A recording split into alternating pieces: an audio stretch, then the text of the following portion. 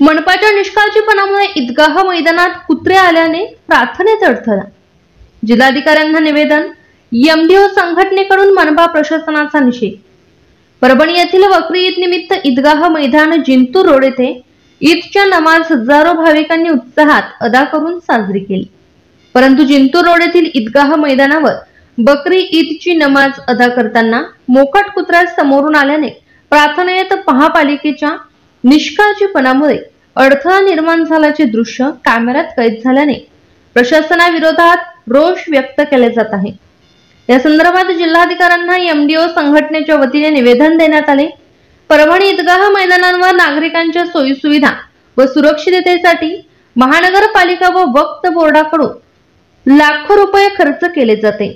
ईदगाह मैदानांवर चारही दिशेने पोलीस कर्मचारी व महापालिकेचे म्हणावे तेवढे मनुष्यबळ चोख बंदोबस्त असताना हा मोकाट कुत्रा आलाच कसा? या निंदनीय घटनेस जबाबदार कोण?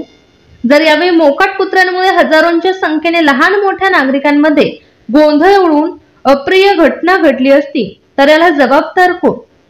यावेळी बंदोबस्तात देखरेख करणाऱ्यांवर कारवाई करावी। या प्रकरणी मनपा व वक्फ बोर्डाचा जाहीर निषेध निवेदनातून व्यक्त करण्यात आले। यापुढे अशा निंदनीय प्रकारच्या घटना घडू नये म्हणून जिल्हा प्रशासनाने खबरदारीचा उपाय म्हणून जिल्हाधिकाऱ्यांनी आपल्या स्तरावरून मनपा प्रशासनास पत्रकान्वये कळवण्यात यावे असे निवेदनात म्हणले आहे। या निवेदनावर मायनॉरिटी डेव्हलपमेंट ऑर्गनायझेशन संघटनेचे जिल्हाध्यक्ष सय्यद रफिक पेडगावकर यांची स्वाक्षरी आहे।